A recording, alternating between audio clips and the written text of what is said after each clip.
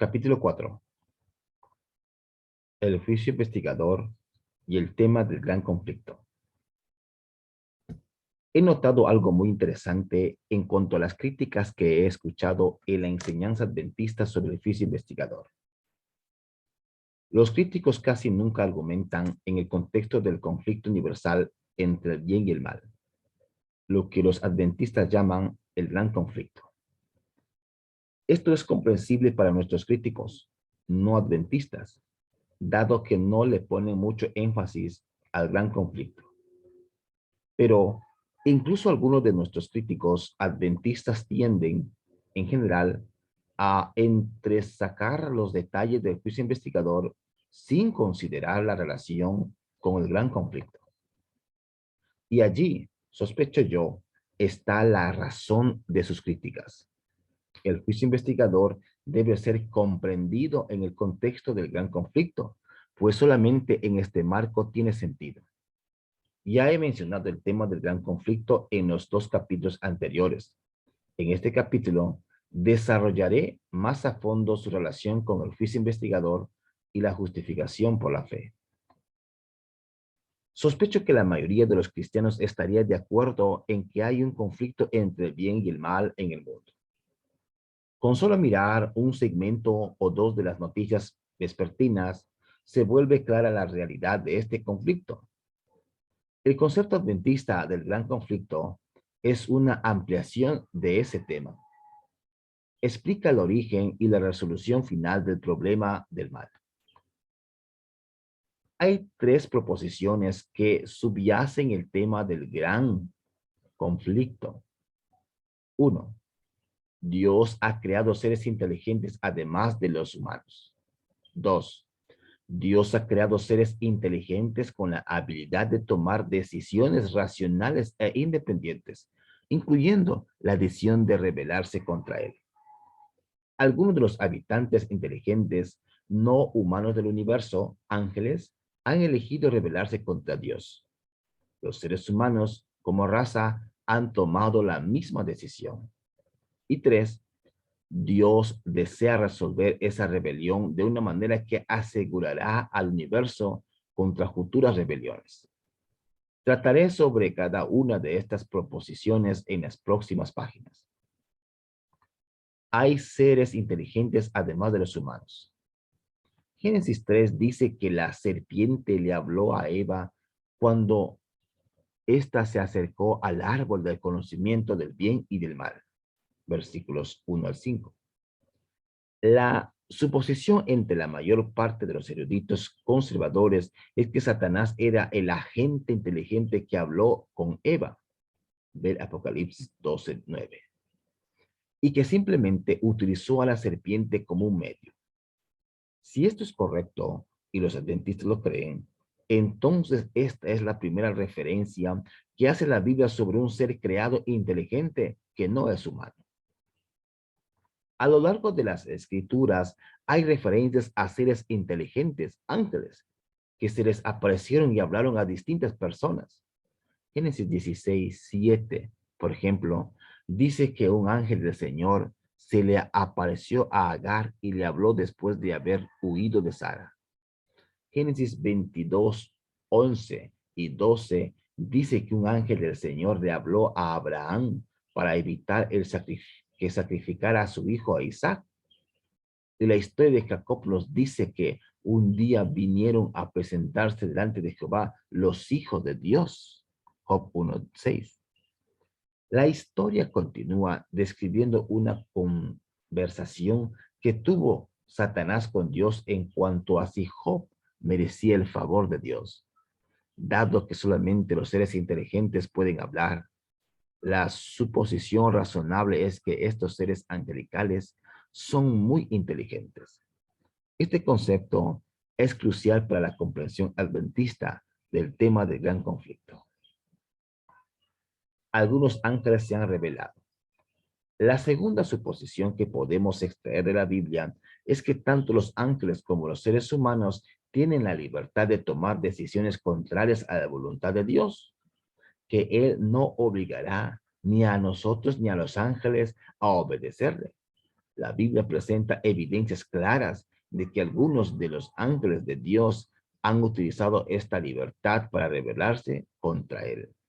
Leemos acerca de esta rebelión en Apocalipsis 12, 7 al 9. Después hubo una gran batalla en el cielo. Miguel y sus ángeles luchaban contra el dragón y luchaban el dragón y sus ángeles, pero no prevalecieron, ni se halló ya lugar para ellos en el cielo. Y fue lanzado fuera del gran dragón, la serpiente antigua, que se llama Diablo y Satanás, el cual engaña al mundo entero. Fue arrojado a la tierra y sus ángeles fueron arrojados con él. La guerra es un acto de agresión contra un gobierno. Por lo tanto, evidentemente, algunos de los propios ángeles de Dios, seres que él había creado, eligieron rebelarse contra él. Apocalipsis sugiere que un tercio de los ángeles del cielo se unieron a Satanás en su rebelión. Ver Apocalipsis 12, 1 al 4. Y fueron arrojados a la tierra. Ver el versículo 9. Esto explica la presencia de Satanás en el jardín del Edén, donde tentó a Eva. Obtenemos mayor información en cuanto a la rebelión de Satanás contra Dios de Ezequiel y de Isaías.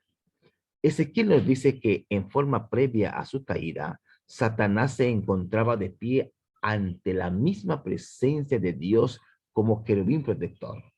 Ezequiel 28, 16. Isaías sugiere que Lucifer aspiró a tomar el trono de Dios. Decías en tu corazón, subiré hasta los cielos, levantaré mi trono por encima de las estrellas de Dios, gobernaré desde el extremo norte en el monte de los dioses, subiré a la cresta de las más altas nubes, seré semejante al Altísimo. Isaías 14, 13, 14. Este texto es un tanto simbólico. Los tronos son un símbolo de gobierno y los gobiernos tienen leyes por las cuales se ordena la sociedad. Y las estrellas son un símbolo de los seguidores leales de Dios, ya sean ángeles o seres humanos. Ver Daniel 12:3. De este modo, Isaías nos está diciendo que al aspirar a establecer su trono por encima de las estrellas de Dios, Lucifer pretendía usurpar la posición de Dios como gobernante del universo. Esa es la razón por la cual Lucifer pretendía hacerse semejante al Altísimo. Así que el más exaltado de los ángeles del cielo se rebeló contra Dios y sus leyes, y esto generó el escenario para que el gran conflicto entre el bien y el mal que ha arreciado en nuestro mundo desde entonces. Cuando una persona se rebela contra la autoridad de alguien que sostiene una posición más alta, la persona subordinada obviamente no está de acuerdo con ciertas políticas o leyes de los superiores. Sin un desacuerdo como ese, no habría alguna rebelión. Podríamos decir entonces que al rebelarse contra Dios, Lucifer tenía profundos desacuerdos con Dios. Cuestionó algunas de las decisiones de Dios, sus políticas y sus leyes. Lucifer creyó que Dios estaba equivocado y que él tenía la razón. Dios pretende resolver el problema del mal. La tercera proposición del tema del gran conflicto es que Dios desea resolver el problema del mal de una manera que asegurará que nunca vuelva a surgir. El resto de este capítulo se aboga a este tema. No es muy probable que los ángeles que se unieron a Lucifer en esta rebelión contra Dios lo hicieron porque Lucifer los obligara a seguirlo a él. Como todos los demás seres creados, eran libres para obedecer a Dios si lo preferían, y un tercio de los ángeles tomó esa decisión. ¿Por qué? ¿Es posible que repentina y simultáneamente hayan decidido que se iban a rebelar contra Dios? Seguramente no. La idea de rebelarse contra Dios probablemente nunca se les había ocurrido a ninguno de ellos hasta que Lucifer se la dio a conocer. También es razonable suponer que esta rebelión contra Dios se desarrolló a lo largo de un periodo de tiempo. Esta es la forma en que la describió Elena de White en su libro Patriarcas y Profetas. Abandonando su lugar en la inminencia presencia del Padre, Lucifer salió a difundir el espíritu de descontento entre los ángeles. Trabajó con misteriosa reserva y por algún tiempo ocultó sus verdaderos propósitos bajo una aparente reverencia hacia Dios. Principio por insinuar dudas acerca de las leyes que gobernaban a los seres celestiales, sugiriendo que aunque las leyes fuesen necesarias para los habitantes de los mundos, los ángeles, siendo más elevados, no necesitaban semejantes restricciones, porque su propia sabiduría bastaba para guiarlos. Ellos no eran seres que pudieran acarrear deshonra a Dios. Todos sus pensamientos eran santos y errar era tan imposible para ellos como para el mismo Dios. Tales fueron los sutiles engaños que, por medio de las astucias de Lucifer, hundían rápidamente por los astros celestiales. Lucifer debió de haber sido sumamente persuasivo como para lograr que un tercio de los ángeles se adhirieran a su línea de razonamiento y se unieran a él en rebelión contra Dios. La existencia del mal presenta uno de los problemas teológicos más importantes de todos los tiempos. A fin de explicarlo, las personas han propuesto una variedad de teorías. Dios no existe. Los seres humanos somos los creadores de nuestros propios problemas. El bien y el mal son fuerzas del universo del mismo nivel, y la tensión entre ellas es eterna. Tanto el bien como el mal y el sufrimiento siempre existirán. Dios creó el mundo y la vida, pero más allá de eso no está interesado en lo que le sucede al planeta o a sus habitantes. Estamos solos. El universo y la vida sobre nuestro planeta son el resultado de fuerzas aleatorias de la naturaleza que operan a través de las leyes de la evolución, uno de los cuales es el régimen de la lucha con uñas y dientes. El mal y el sufrimiento son inherentes en el progreso hacia el bien. Un Dios de amor creó nuestro mundo. Nosotros, los seres humanos, decidimos rebelarnos contra Él. Algún día Él traerá a su fin el reino del pecado y el sufrimiento. Estoy seguro de que habrás reconocido que la explicación última del problema del mal es la respuesta cristiana típica. Ciertamente es bíblica. Los adventistas del séptimo día están de acuerdo con ella. Sin embargo, dicen las personas, si Dios es realmente un Dios de amor, entonces, ¿por qué ha permitido que el mal y el sufrimiento asediaran nuestro planeta a lo largo de estos miles de años, cuando tenía el poder de ponerlo a freno al problema en sus raíces? Si Satanás es la causa de las desgracias del mundo, ¿por qué no lo destruyó a él y a sus compañeros rebeldes inmediatamente después de que pecaron? Al reflexionar sobre la pregunta de por qué Dios no destruyó a Lucifer y a sus compañeros rebeldes desde un principio, los adventistas señalan lo que casi con certeza habría sido el resultado si lo hubiera hecho. Si Lucifer fue tan persuasivo que un tercio de los ángeles se unió a su rebelión, entonces seguramente aquellos ángeles que mantuvieron su lealtad habrán tenido serios cuestionamientos acerca de Dios. Si hubieran destruido a Lucifer y a los ángeles al principio de su rebelión, aquellos cuestionamientos habrían quedado sin responder. Los ángeles leales le habían temido miedo a Dios, por temor a que los destruyera también a ellos a causa de sus dudas. Habrían llegado a ver a Dios como un tirano y lo habrían servido por temor más que por temor, amor y respeto. Pero el gobierno de Dios está basado en el amor y Él solamente puede aceptar una lealtad basada en el amor. Un gobierno en el cual los habitantes tuvieran temor del gobernante había perpetuado el mismo mal que Dios había estado intentando prevenir al destruir a Satanás y a sus ángeles. Por supuesto, Dios podría haber respondido a las preguntas que se encontraban en las mentes de los ángeles leales al explicarles las consecuencias finales de la rebelión de Lucifer. De hecho, estoy seguro de que lo hizo y estoy seguro de que sus explicaciones ayudaron a muchos de los ángeles que aún dudaban a regresar a su lealtad a Dios. Pero las explicaciones verbales solamente pudieron llegar hasta cierto punto. A fin de que los ángeles leales estuvieran plenamente persuadidos del mal de la rebelión de Lucifer, Dios tenía que permitir ver esa rebelión en acción. Tenía que darle al universo una especie de oportunidad de ver para creer. Una vez que el universo leal viera el resultado final de la rebelión de Satanás, comprendería que Dios en verdad tenía razón y rechazaría completa y eternamente a Satanás y a su plan para el universo. Sin embargo, estoy seguro de que a esta altura del universo leal, ya está convencido de que Satanás está equivocado y de que Dios tiene razón. Entonces, ¿por qué Dios no ha llevado la historia del pecado a su final? ¿Qué necesidad hay de un juicio investigador para mostrarles a los ángeles que el plan de Satanás de gobernar el universo es un trágico error? Es poco probable que un juicio investigador ayudaría a esclarecer más el asunto en la historia misma. Sin embargo, tal como lo hemos visto en el capítulo 2, la Biblia deja muy en claro que habrá un juicio al final del tiempo.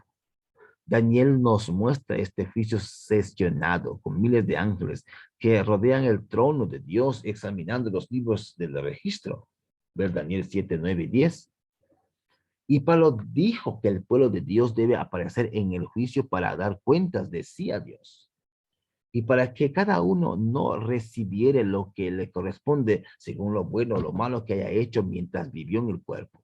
Romanos 14, 12, 2 Corintios 5, 10. Es cierto que habrá un juicio final del tiempo previo al regreso de Jesús. También es cierto que el pueblo de Dios aparecerá en ese juicio, aunque obviamente no en persona, para dar cuenta de sus vidas. ¿Pero por qué? La respuesta es muy simple. Tiene que ver con el plan de Dios para resolver el problema del pecado. Y aquí es donde el juicio investigador se cruza con el tema del gran conflicto. El tema del gran conflicto cumple una serie de funciones importantes. Resaltaré dos. La primera, que ya he mencionado, que explica de dónde proviene el mal. El ser celestial creado más importante se rebeló contra su hacedor y tuvo éxito en persuadir a un tercio de los ángeles y a la razón humana entera para que se uniera a su rebelión. El mal no fue originado por Dios, fue originado por Satanás. Dios no introdujo el pecado en nuestro mundo, fue Satanás quien lo hizo. Sin embargo, esto explica solamente el origen del mal. La segunda función del tema del gran conflicto es explicar la solución de Dios para el problema del mal. Tal como lo he señalado, un aspecto de la solución de Dios ha sido permitirle al mal que siguiera su curso. De esta manera, en vez de que Dios simplemente les contara a los seres leales del resultado que el mal era malo, verían por sí mismos los terribles resultados que produce y lo rechazarán por iniciativa propia. Los adventistas del séptimo día creen que el plan de Dios es finalmente expulsar el mal del universo entero, para que su ley de amor sea la base de todos los pensamientos, sentimientos y acciones de cada ser viviente. La vida es valiosa. Todos amamos la vida y resistimos la muerte, de manera que hasta la destrucción de un solo ser inteligente creado, ya sea un ángel o un ser humano, es un tema serio. Por supuesto, Dios instituyó un plan para salvar a la mayor cantidad posible de seres humanos de la muerte eterna.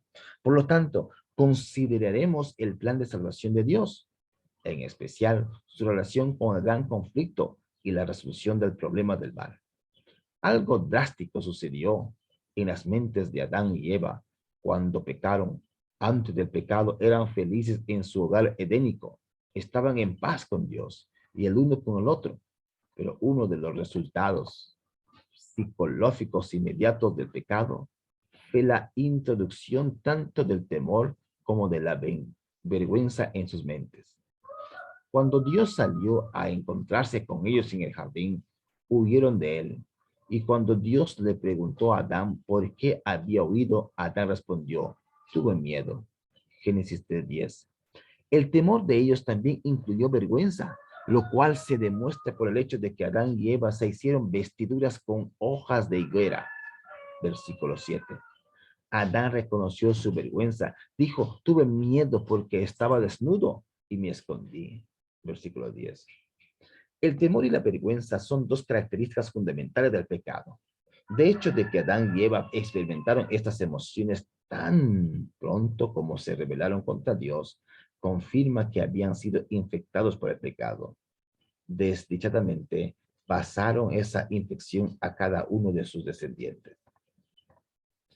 Si los seres humanos han sido infectados por el pecado, ¿quién dice que no lo volverán a introducir en el cielo si Dios permite que vuelvan a entrar?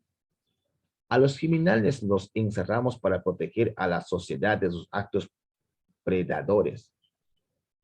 Cada tanto, alguna junta de libertad condicional de alguna prisión suelta a un prisionero creyendo que está listo para vivir en la sociedad normal, solamente para descubrir un día o un año después que el criminal ha herido o matado a otra víctima inocente. Entonces, todos le preguntan a la Junta de Libertad Condicional por qué permitieron que regresara a la sociedad. Puedo asegurarles que si tenemos estas preocupaciones al vivir en una sociedad pecadora aquí en la tierra, los ángeles del cielo están aún más preocupados acerca de quién será admitido en su sociedad perfecta. Los ángeles leales, bajo el liderazgo de Miguel, Cristo, echaron a Lucifer y a sus ángeles del cielo hace varios miles de años, porque estos se rebelaron contra Dios. Han pasado varios milenios observando de primera mano los resultados horribles del pecado y no desean que ingrese nuevamente en su sociedad. No permitirán que nadie que pueda comenzar el ciclo mortal una vez más entre al cielo. Quieren estar seguros de que toda persona que ingrese en el cielo sea digna de serlo. De manera que el tema principal del gran conflicto, tanto para Dios como para sus ángeles, es resolver el problema del pecado de una vez y para siempre. Dios no forzará a sus ángeles a que acepten a alguien en el cielo si alguno de los ángeles tiene dudas al respecto. Y francamente, tú y yo no querríamos vivir en un cielo donde hubiera alguna duda en cuanto a si somos bienvenidos allí o no. Por lo tanto, a fin de asegurar de que somos bienvenidos en el cielo por cada ángel, Dios le permite revisar la vida de cada ser humano que Él ha decidido llevar a su reino. De eso se trata el juicio investigador. El propósito del juicio investigador no es para que Dios decida quién es digno de ser salvo. Él ya ha decidido si cada santo es digno de ir al cielo en el momento en que cada uno sirvió y murió. Este juicio tampoco le da a los ángeles el poder de vetar las decisiones de Dios. Por el contrario, el propósito de este juicio es permitir a los ángeles ver los fundamentos de las decisiones de Dios con respecto a cada uno de sus hijos. Dios desea que estén convencidos no solamente de su justicia, sino también de que ni tú, ni yo, ni cualquier otra persona salva reintroduciéramos el pecado y la rebelión en este universo. El amor, el valor primordial de su reino, requiere confianza, y la confianza se basa en evidencia. Es por eso que en el momento en que el juez se sentó y los libros fueron abiertos, Daniel 7:10, Daniel ve a miles de ángeles ministrando delante de Dios y millones de pie ante él. Sin este punto de vista único que Daniel nos proporciona de la participación de los ángeles en el juicio, ninguna declaración acerca del juicio final en cualquier lugar de la Biblia tendría mucho sentido. Dios conoce cada detalle de la vida de cada uno de los santos que alguna vez ha vivido. Él no necesita un juicio final para determinar nuestra dignidad para la salvación. El beneficio que obtiene Dios al juicio final es la afirmación por parte de los ángeles de sus decisiones en cuanto a nuestra salvación. Si tan siquiera un ángel tuviera alguna duda con respecto a la dignidad de, aunque sea un santo a quien Dios llevara al cielo, la ley de amor sobre la cual opera el universo estaría comprometida. Dios no puede darse el lujo de correr ese riesgo. Por supuesto, debe estar totalmente seguro, antes de llevarlos al cielo, de que cada uno de los ángeles le dará la bienvenida a cada uno de los santos con los brazos abiertos. Esta es precisamente la interpretación del juicio investigador que se ve reflejada en la declaración de la creencia adventista del séptimo día en cuanto al juicio. El juicio investigador revela a los inteligentes celestiales quienes de entre los muertos duermen en Cristo, mientras por tanto considerados dignos en él de participar en la primera resurrección. También torna de manifiesto a esas mismas inteligencias celestiales, quienes de entre los vivos permanece en Cristo, guardando los mandamientos de Dios y la fe de Jesús, estando por lo tanto en él, preparado para ser trasladado a su reino eterno. Ese oficio vindica la justicia de Dios al salvar a los que creen en Jesús. Apocalipsis 12:10 contiene una declaración que nos da una visión profunda del oficio investigador. Nos dice que Satanás es el acusador de nuestros hermanos, el que los acusaba delante de Dios día y noche. Puedo asegurarte que Satanás está haciendo todo lo que pueda por asegurarse de que tú y yo no seamos absueltos en el oficio investigador. En el capítulo anterior cité una declaración de Ellen White que resalta el papel de Satanás como un fiscal en el oficio investigador. Aquí está una vez más. Mientras Jesús intercede por los súbditos de su gracia, Satanás los acusa ante Dios como transgresores. El gran seductor procuró arrastrarlos al escepticismo, hacerles perder la confianza en Dios, separarse de su amor y transgredir su ley. Ahora el problema de esta historia de sus vidas, los defectos de carácter, la falta de semejanza con Cristo, lo que deshonró a su Redentor, todos los pecados que les indujo a cometer y a causa de estos lo reclama por sus súbditos. Esta es simplemente otra manera de decir que Lucifer, ahora Satanás, tiene profundos desacuerdos con Dios, no simplemente en cuanto a sus políticas y sus leyes, sino también en cuanto a sus decisiones con respecto a los seres humanos. Y eso sin mencionar que Satanás está contento con las decisiones de Dios en relación con los que se pierden. Es la decisión de Dios en relación con aquellos a quienes Dios considere como dignos de la salvación, la que Satanás disputa. De manera que el juicio investigador no es simplemente acerca de los seres humanos. En su juicio, Dios está tan en tela de juicio como los estamos nosotros, porque la decisión de Dios acerca del destino eterno de los justos, lo que Satanás está desafiando. Dios no les pide a los ángeles que lo nieguen a ciegas. Él nos invita, tal como lo hace con nosotros, a razonar con él. Ver Isaías 1:18. Esto significa que él desea explicarse a sí mismo a los ángeles para que puedan comprender sus decisiones y decidir por sí mismo lo que piensan al respecto. Pablo sugirió esto en Romanos 3:26, donde dijo que Dios desea manifestar en este tiempo su justicia, a fin de que Él sea el justo y el que justifica al que es de la fe de Jesús. Dios desea vindicar su nombre al permitir que el juicio demuestre su imparcialidad, su justicia, de manera que el juicio trata tanto acerca de Dios y sus decisiones como de nosotros y de nuestra salvación. El Satanás, que hace miles de años fue tan persuasivo que convenció a un tercio de los ángeles de que se unieran a él en su rebelión contra Dios, es todavía tan capaz de presentar ante los ángeles argumentos muy persuasivos con respecto a ti y a mí. Por eso necesitamos un mediador en el santuario celestial durante el juicio investigador. Uno que pueda responder todos los argumentos engañosos de Satanás acerca de nosotros con la verdad. Y esta es exactamente la forma en que Ellen White describe el ministerio mediador de Cristo en el juicio. Jesús no disputa los pecados de su pueblo, pero muestra su arrepentimiento y su fe. Y reclamando el perdón para ellos, levanta sus manos heridas ante el Padre y los santos ángeles diciendo, los conozco por sus nombres, lo he grabado en las palmas de mis manos. Cristo revestirá a sus fieles con su propia justicia para presentarlos a su Padre como una iglesia gloriosa, no teniendo mancha, ni arruga, ni otra cosa semejante. La razón por la que los que han aceptado a Jesús como su Salvador no necesitan tener miedo del juicio es porque Jesús, su mediador, está respondiendo a cada una de las acusaciones de Satanás en su contra.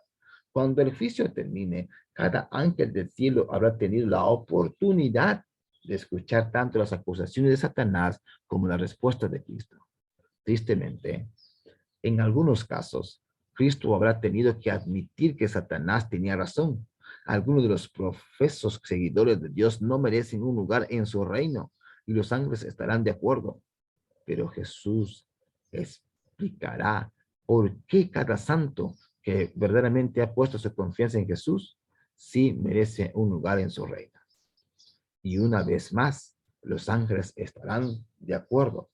Con Jesús de nuestro lado, tú y yo no necesitamos temer el juicio investigador. En este capítulo y los dos que lo proceden, he presentado lo que para mí es la justificación bíblica de la enseñanza adventista del juicio investigador previo a la segunda venida. Si esta doctrina no tuviera este fundamento bíblico, no habría razón por la cual los adventistas del séptimo día, como una confesión cristiana, deberían atemerse a ella. Dado que tiene fundamento bíblico, tengo total confianza en ella. Habiendo dicho esto, sin embargo, es importante reconocer que hay una serie de otras piezas importantes que componen la historia. Debemos examinar el origen de la historia en el movimiento mierita y en los años subsiguientes. También debemos examinar cuidadosamente los profecías del juicio investigador, en especial Daniel 7, 8 y 9. Estrechamente relacionada está el día de expiación de Levítico 16. Y finalmente, se encuentra el libro neotestamentario de Hebreos, el cual, según alegan los críticos, contradice nuestra enseñanza del día de expiación celestial como el juicio investigador. En lo que resta de este libro, examinaré cada uno de estos temas con detalle, señalando la información bíblica que se aplica y explicando por qué, a pesar de las muchas críticas que se han levantado en cuanto a nuestra enseñanza adventista, a la doctrina realmente tiene sentido.